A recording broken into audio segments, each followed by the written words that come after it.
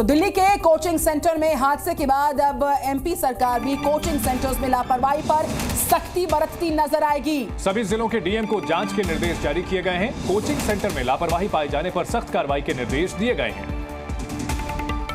तो दिल्ली में ओल्ड राजेंद्र नगर इलाके में कोचिंग हादसा, इससे देश के अलग अलग राज्यों में अब कोचिंग संस्थानों पर नकेल कसी जा रही है, वहां पर व्यवस्थाओं की जांच की जा रही है।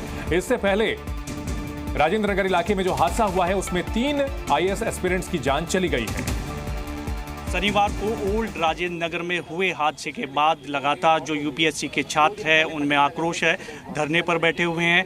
अभी भी 2 दिन हो गए हैं, तमाम जो स्टूडेंट्स हैं वो बैठे हुए हैं। तस्वीर भी एक दिखा देते हैं आपको, जो तमाम जो लोग हैं जो वो लगातार न्याय की मांग कर रहे हैं। और ये उन बच्चों की तस्वीर है जिनकी दर्दनाक इस हादसे में मौत हुई है। शनिवार की शाम इस तरह की घटना होती है और उसके बाद लगातार जो यूपीएससी के छात्र हैं वो न्याय की गुहार कर रहे हैं, जस्टिस की मांग कर रहे हैं। सरकार दावा कर रही है कि जो न्याय है वो ज़रूर मिलेगा। बातचीत कर लेते हैं, कुछ छात्र हैं।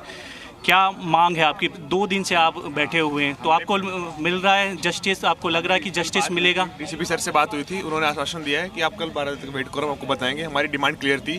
पहली जिनकी कैजुअलिटीज़ हुई है हम उनकी प्रॉपर डिटेल्स मिले, एग्जैक्ट नंबर बताए जाएं, और जो लोग इंजर्ड थे वो किस हॉस्पिटल में हैं, उनकी अभी कंडीशन क्या है।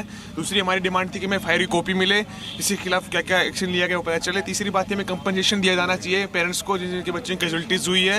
ये कार्रवाई पहले होनी चाहिए थी, पर एक साफ सी बात यह है कि जितना स्टूडेंट्स यहाँ बैठा है ना, हम दो दिन से यहाँ बैठे हैं, हमारे फ़ोन्स बंद हैं, हमें कोई सोशल मीडिया पे नहीं दिख रहा है, हमें कोई न्यूज़ नहीं दिख रहा है क्या हो रहा है। हम उन लोगों का बात मानेंगे जो लोग हमारे सामने आके बात रखेंगे, क्योंकि हम यहाँ बैठे हैं। This is the real platform for us. हमसे कोई बात नहीं कर रहा है, हमसे कोई स्टेक होल्डर बात नहीं कर रहा है, हमसे पुलिस बात कर रहा है, हमें एमसीडी से बात करना है।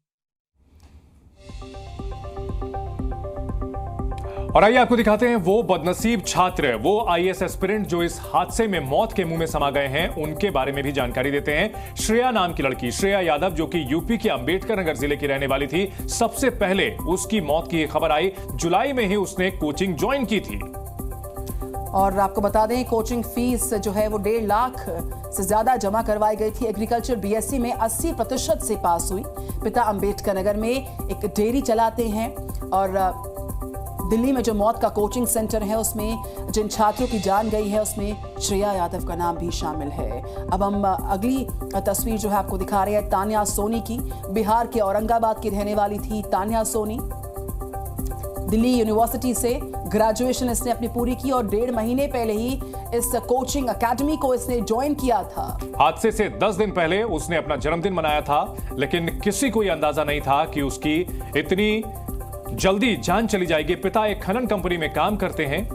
तो दिल्ली में मौत के कोचिंग में ये 2 छात्र जिनकी हमने आपको तस्वीर दिखाई, इनके सपने उस बेसमेंट में डूब करके खत्म हो गए और साथ ही इनके परिवारों की उम्मीद। इसके अलावा एक और शख्स नेविन डाल्विन, एक और आईएएस एस्पिरेंट जो कि 8 महीने पहले केरल से आया था। जेएनयू से उसने एमफिल कर रखा था और यहां पर कोचिंग ले रहा था। जेएनयू से ही पीएचडी भी कर रहा था नेविन।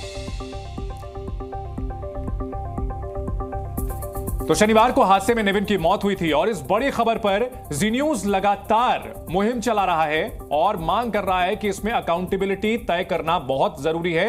हमारी सहयोगी अनुष्का गर्ग राजेंद्र नगर से ही हमारे साथ जुड़ गई हैं। अनुष्का, अब कार्रवाई की जा रही है, क्या कुछ कार्रवाई अभी तक की गई है?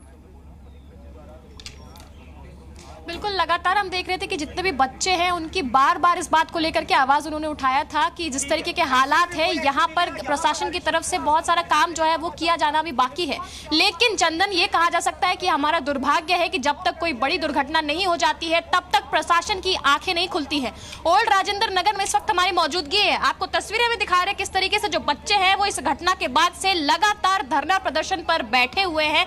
सामने जो बच्चे, जो दिवंगत बच्चे हैं, उनकी यहाँ पर पोस्टर्स जो है वो लगाई गई है और साथ ही साथ इसमें एक बड़ी लाइन लिखी गई है कि द ड्रीम डाइड। जो बच्चे घर से दूर थे, अपने यहाँ पर पढ़ाई करने के लिए आए थे, अपना सपना पूरा करने के लिए आए थे, आप देख सकते हैं उनके साथ किस तरीके की दुर्घटना जो है वो हुई राजेंद्र नगर में। कुछ बच्चों से भी बातचीत करेंगे। क्या नाम है आपका? मेरा नाम महाना है। हाँ, जिस तरीके से देख रहे हैं ये पूरी दुर्घटना हुई है, क्या कुछ मांगे हैं इस वक्त आपकी? हमारी बहुत सारी डिमांड्स है। पहली डिमांड तो ये है कि इस इंसिडेंट से पहले 2 दिन पहले एक और सिमिलर इंसिडेंट हुआ था जहां हमारा एक और फ्रेंड है, उनका डेथ हुआ था।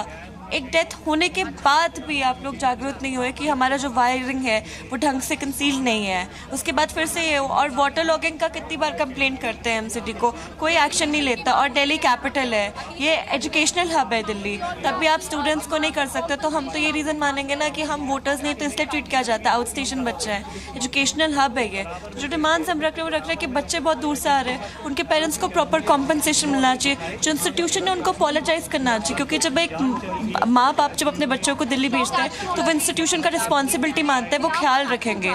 तो वो नहीं ऐसे रिस्पॉन्सिबल, ऐसे अपोलोजाइज नहीं कर रहे, सब कुछ नहीं कर रहे, तो obviously they are accountable and we demand कि वो एक अपॉलॉजी दे, पब्लिक अपॉलॉजी दे, प्रॉपर कॉम्पनसेशन दे। एंड हमारे डिमांड्स यहाँ तक सीमित नहीं है, जिस तरह से बच्चों का हालत या ओल्ड राजेंद्र नगर में है, जिस तरह से वो रहते हैं, जिस तरह से कुछ भी होता है, माफिया राज चलता है, बहुत सारी अन्य चीज़ें, उन सब चीज़ों पे कंट्रोल आना चाहिए और गवर्नमेंट को ध्यान देना चाहिए अपने। बिल्कुल अनुष्का, मैं लौट रही हूँ आपके पास। ये स्टूडेंट्स बीते 2 दिन से यहाँ पर बैठे हुए हैं, सरकार प्रशासन लाखों की फीस इनसे ली जाती है इंस्टीट्यूशंस में, और उसके बाद जो ये हादसे होते हैं, इन हादसों के बाद बच्चों की जान वापस नहीं आएगी। लेकिन इस बीच ये वीडियो देखिए जो लगातार सवालों के घेरे में, आप देख सकते हैं कि किस तरीके से हैवी वाटर लॉगिंग यहाँ पर है।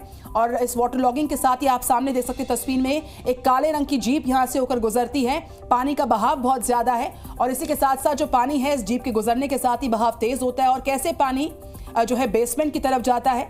एक वीडियो जो है जी न्यूज़ इस वक्त आपको दिखा रहा है, और ये वो वीडियो है जो कि हादसे से कुछ मिनट पहले का, और ये हादसे की वजह इस वीडियो में नजर आती है। अगर आप देखेंगे गौर से तो काले रंग की जो जीप है उसके गुजरने से पहले यहां पर वाटर लॉगिंग तो जरूर थी, लेकिन उस जीप के गुजरने के बाद अचानक से जो कोचिंग के सामने का जो हिस्सा था वो टूट जाता है और उसके बाद पानी बहुत तेज रफ्तार के साथ जाकर बेसमेंट पे भर जाता है। वहां सामने जो लोग थे वो चीख पुकार मचाने लगते हैं। पहले से वाटर लॉगिंग वहां पर थी, लेकिन जब पानी वहां से, जब ये गाड़ी वहां से गुजरी, उसके बाद पानी की एक तेज धारा ने अचानक से उस कोचिंग के इलाके को अटैक किया और उसके बाद पानी पूरा अंदर बेसमेंट में भर गया। 3 छात्रों की मौत से कुछ मिनट पहले की यह तस्वीर है।